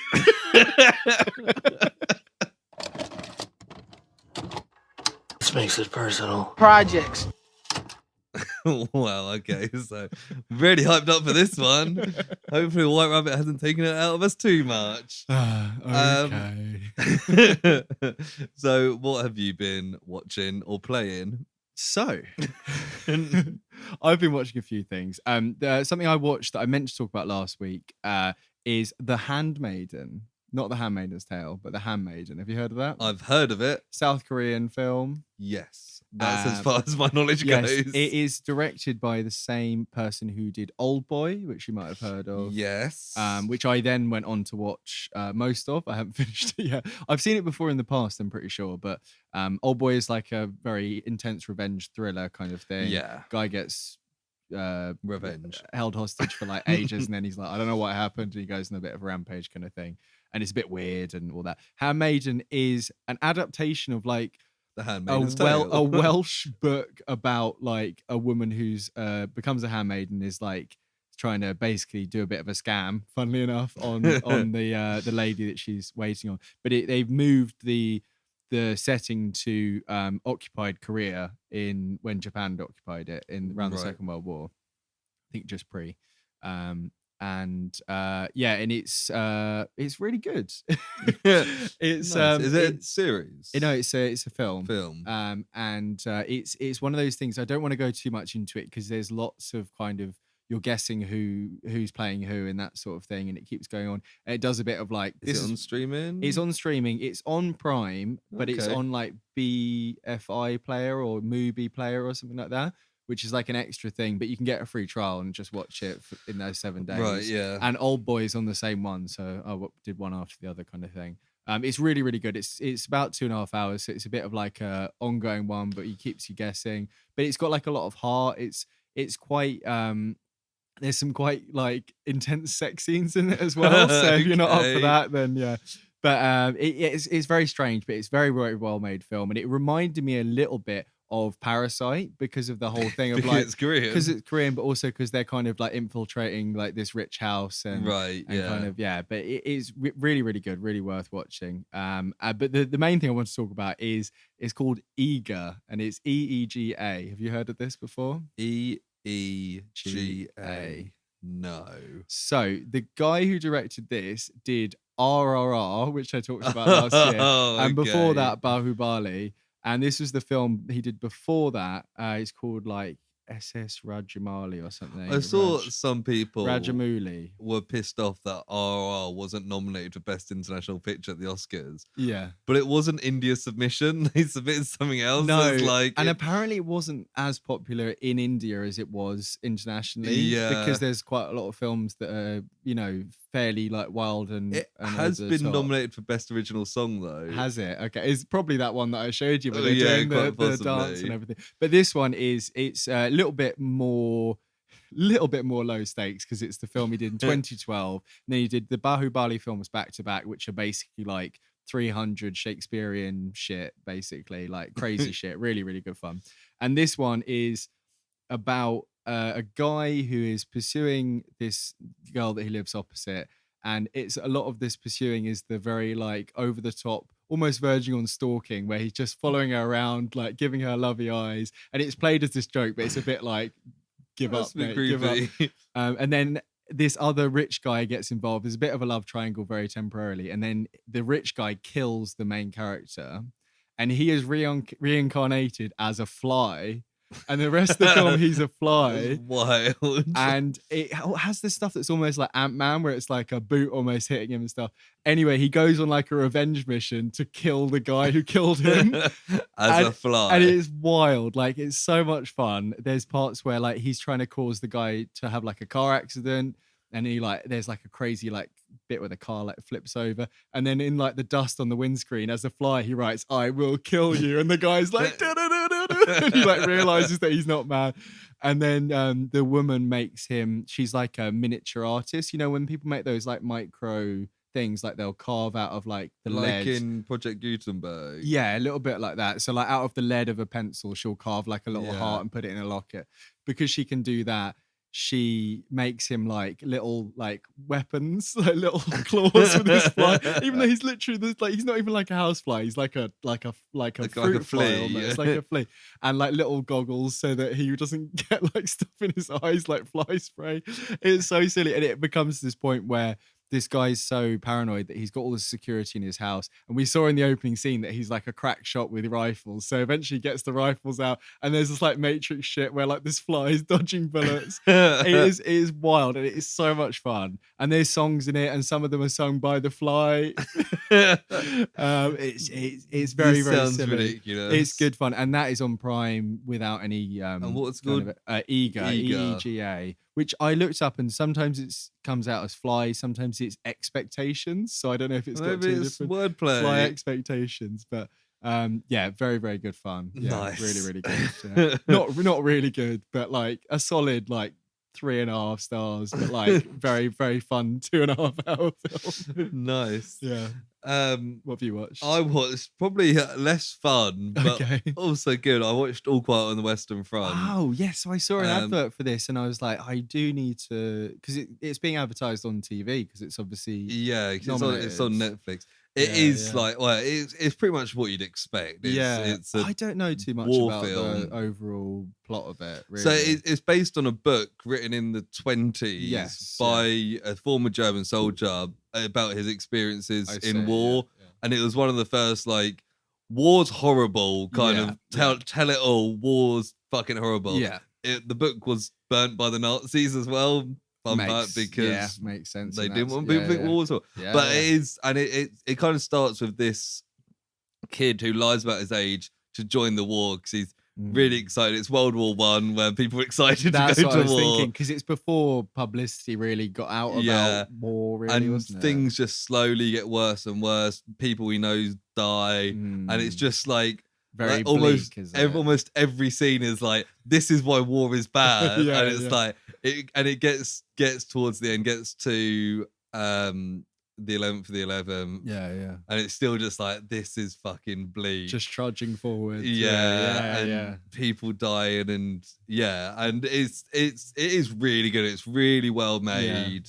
Like the sound design, everything's great. I can imagine. The cinematography is great. It's a good war film. If you like war films, you'd like it. If you don't like war films, you'd probably be indifferent. The way it was advertised in the, the text that comes up on the thing was like the greatest anti-war film ever made kind of thing. It's that because it is just. But there's some bits, like, not to give away too much, but like there's one guy who he's kind of trapped in like a bomb hole, right? Like a crater kind of thing. And he shot him, but this guy's not dying, and they're both just kind of in there, and he can't leave because there's gunfire. So and he has to just watch. And he ends up like shoving dirt in this guy's mouth to try and get him to like shut up, and so this guy's like 17, and it's all fucking horrible. Yikes! It's also it's cut with the end of the war as it goes through, with the German people negotiating like the armistice and stuff, right? Okay. Which wasn't in the book, but they've kind of added it in.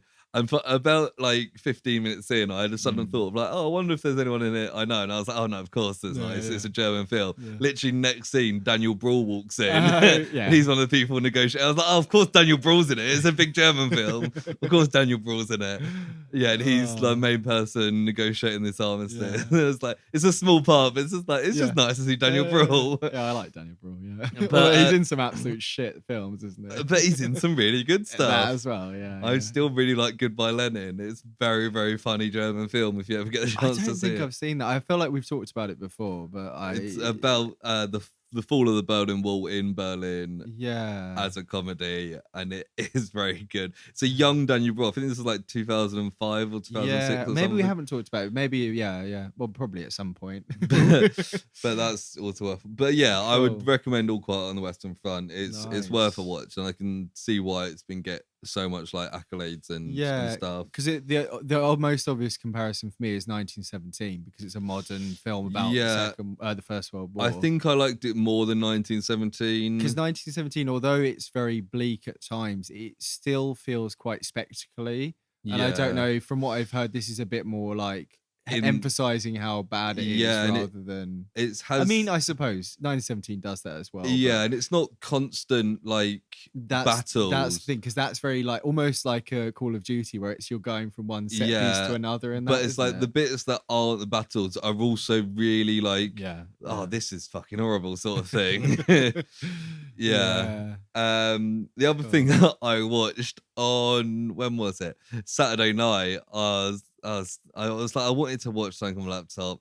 Went on Prime. I ended up watching a 3-hour-long Julius Caesar film. It was originally a 2-part miniseries. It came out like 20 years ago, called Julius Caesar, and it's literally just the life of Julius Caesar.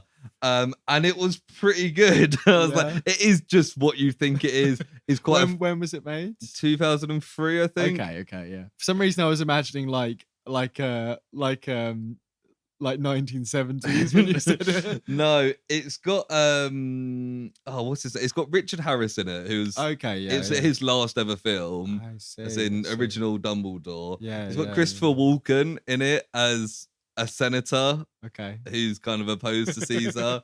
I didn't know the guy who plays Caesar is Jeremy Sisto, who I don't recognise from anything. Jeremy Sisto, Julius Caesar. Yeah, but it was pretty good. It also had in it, right, there's one guy appeared, and he was the guy who played Alfred in Gotham, who I mentioned last week was in Goal. You did. And I was like, it's so random. This He's guy following you around each week. And I was like, I don't know who this guy is. I looked him up. Yeah. And his name's Sean Pertwee. Yeah. He's the son of the third Doctor.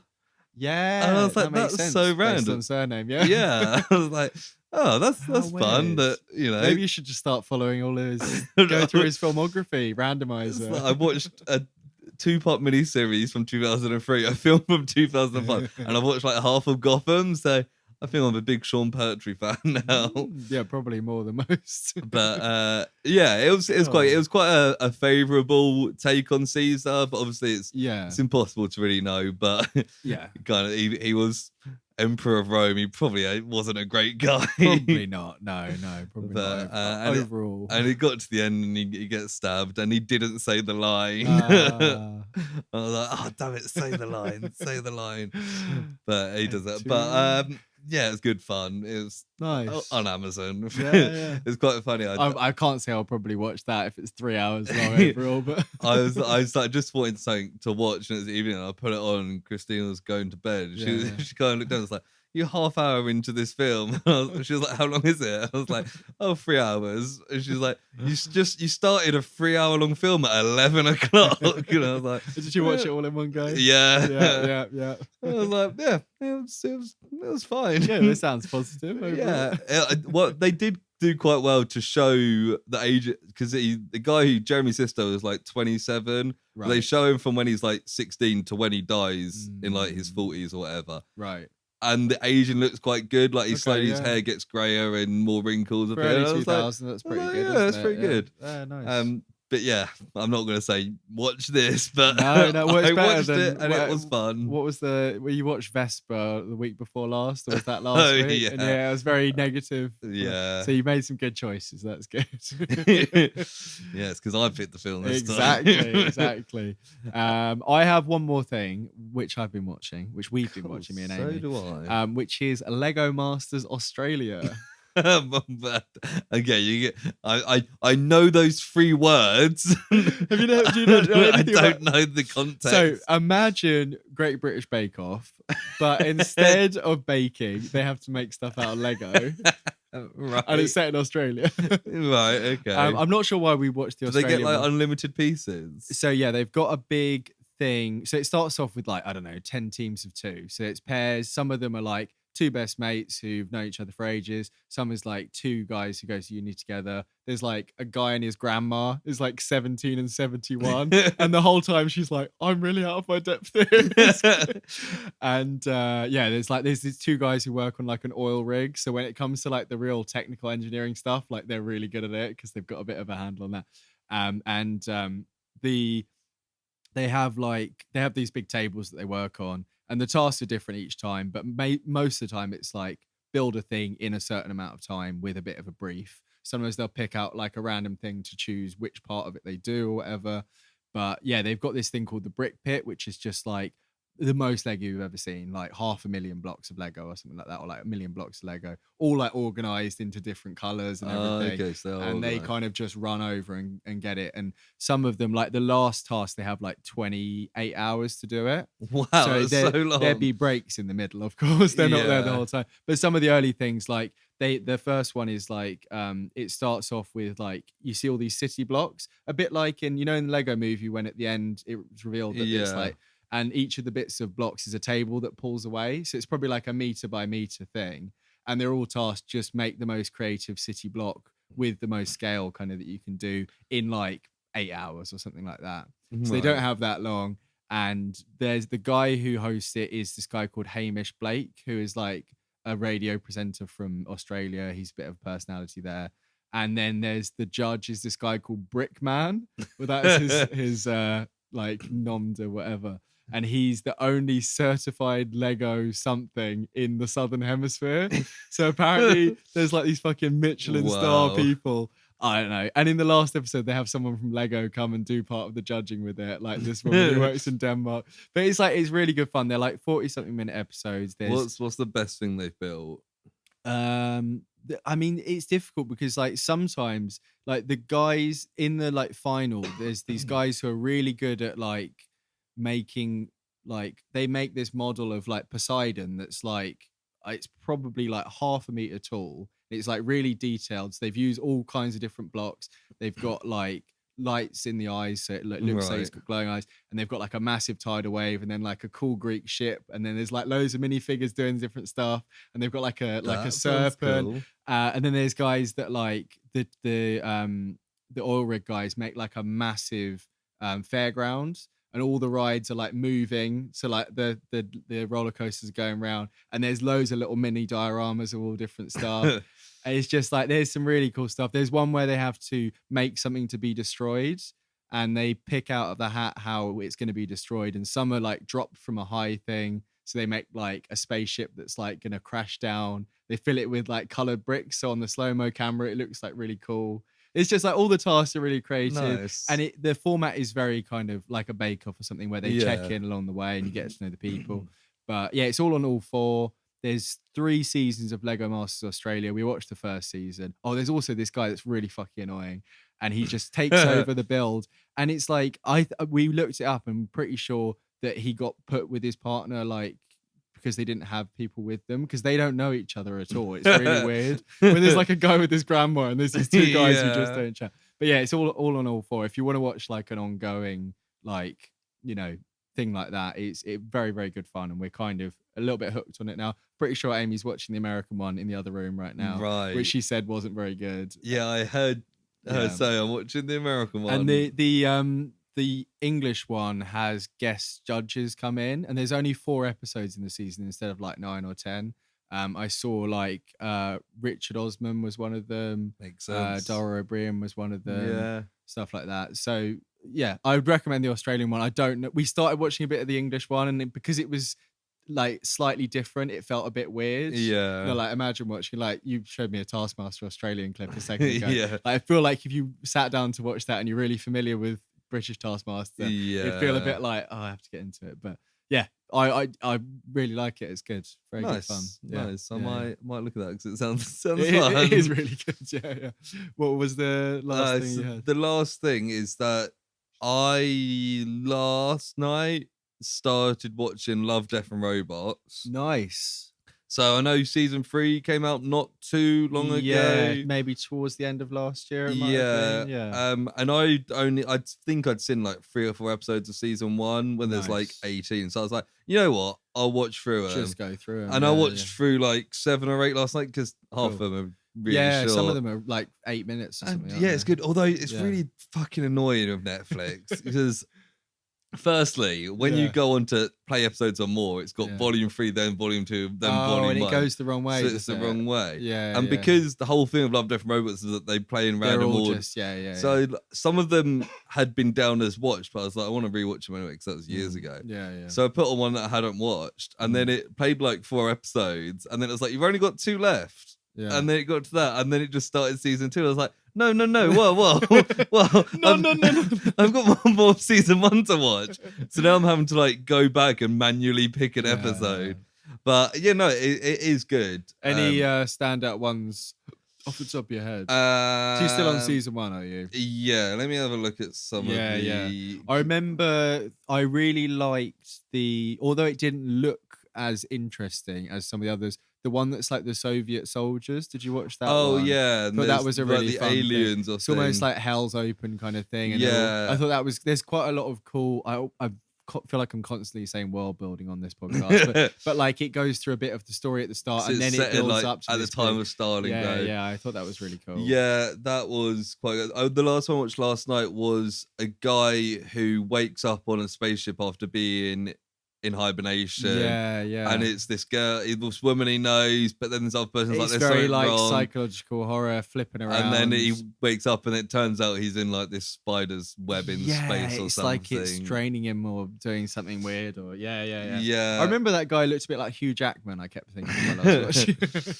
I watched one of the Ice Age one's quite good with Mary Elizabeth Winstead and what's his face? Topher Grace. I remember thinking that one was a bit weird because also the story is very similar to that Treehouse of Horror with Lisa making the little tooth thing. Yeah, because it just keeps going. It's a story that's been done quite a lot. Yeah, that's the one it made me think. And I think it felt weird to me because it's the only one that has live action people, at least in that first thing. But yeah, it's a cool idea. Yeah.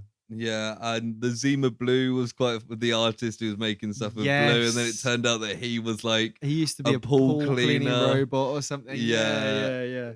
And they're just quite. Was there a werewolf one in season 1? You might not that I've seen. Yeah. But like some are better than others. Some of them I'm fairly indifferent to, but there's often like the one with like the robots going around the end of the world. Like it's quite cute, but I feel like it's a bit forgettable. I think I'd seen that one first time round, so I was a bit meh. There's always kind of a cutesy one that. There's one with like a slime thing or something that was a bit like. There's like a Hitler one that you'll see at some point. The alternate histories. Yeah, I watched that, and that's very like it's minimal animation. It's very like and I was like, I know it's meant to be a bit silly, but I was like, it's just not that interesting. It looks like it's quite low rated on IMDb as well. Okay.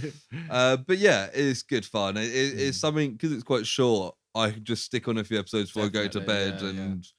No, there's some solid ones in there. There's some in the most recent that are fantastic. I seem to remember. So yeah, cool. Well, keep me updated on those. I'd like to talk about some of those again. If I think of some standouts that I watched, then it'll be worth mentioning.